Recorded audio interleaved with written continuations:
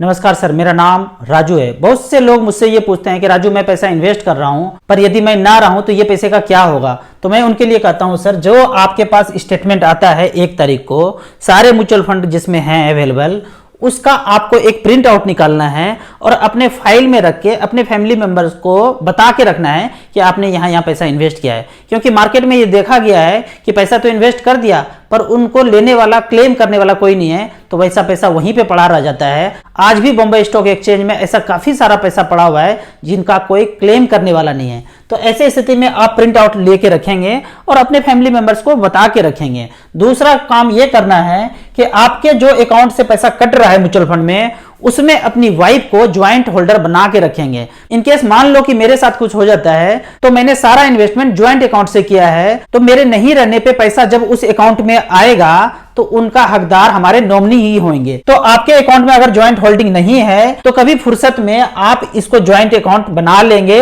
ये काम करना जरूरी है। तीसरा चीज ये है कि आपके बच्चे का एज यदि 18 से ऊपर हो गया है तो उनके नाम पे आप एसआईपी अकाउंट एक ओपन करके रखेंगे, 1000 का, 500 का, 2000 का, कितना भी, यदि उनका एज 18 से ऊपर हो गया है। होता क्या है कि मान लीजिए कि आपने 4 प्लॉट जगह जगह पे खरीद के रखा है, तो आपने मन में ये सोच के रखा है कि ये प्लॉट मैं अपनी बेटी को दूंगा, ये प्लॉट अपने बेटा को दूंगा और ये प्लॉट मेरे लिए रहेगा। आपने ये प्लॉट के केस में करके तो रखा है, पर यदि आपके पास 20 म्यूचुअल फंड है और जब हम ऊपर जाएंगे तो 20 फंड कहीं लेके नहीं जाएंगे या फिर ये 4 प्लॉट कहीं लेके नहीं जाएंगे, वो हमारे नॉमिनी को ही ट्रांसफर होगा। तो ठीक उसी तरह जब आपके पास 20 फंड है और इसमें काफी सारा पैसा हो चुका है तो इसको आपको किसी को ट्रांसफर करना है, तो आप म्यूचुअल फंड को भी ट्रांसफर कर सकते हैं चेक की तरह। जैसे चेक काट के आप 10 लाख 20 लाख रुपया किसी को देते हैं, ठीक उसी तरह म्यूचुअल फंड को भी आप किसी को भी ट्रांसफर कर सकते हैं, लेकिन उनके पास म्यूचुअल फंड का अकाउंट ओपन होना चाहिए। इसके लिए आपको क्या करना पड़ेगा, अपने बच्चों का पैन कार्ड, आधार कार्ड, कैंसिल चेक से ऑनलाइन अकाउंट मेरे थ्रू खोलेंगे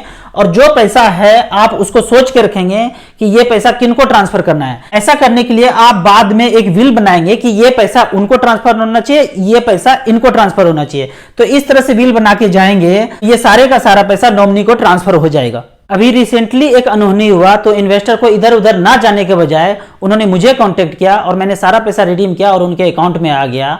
तो इस तरह से सबसे पहले आपको मुझे कांटेक्ट करना है। ये नंबर आपके डायरी में या उसी फाइल में मेंशन होके भी रहना चाहिए कि पहला कॉल इस राजू को ही करना है। मैं वो सारे कागजी कार्रवाई फोन पे ही करा दूंगा और नॉमिनी को किसी भी ऑफिस में चक्कर काटने का जरूरत नहीं है। ये छोटा छोटा काम है, जिनको पता है उनके लिए आसान है, जिनको नहीं पता है उनके लिए ये पहाड़ जैसा लगता है। आपको म्यूचुअल फंड के बारे में और कुछ क्वेरी है तो मेरे नंबर 9929641265 पे मुझे व्हाट्सएप कर सकते हैं। 4-5 ऑफिसर मिलकर आप अपने ऑफिस में हमसे गूगल मीट पे जुड़ सकते हैं। वीडियो अच्छा लगे तो आप अपने व्हाट्सएप ग्रुप में जरूर शेयर करें।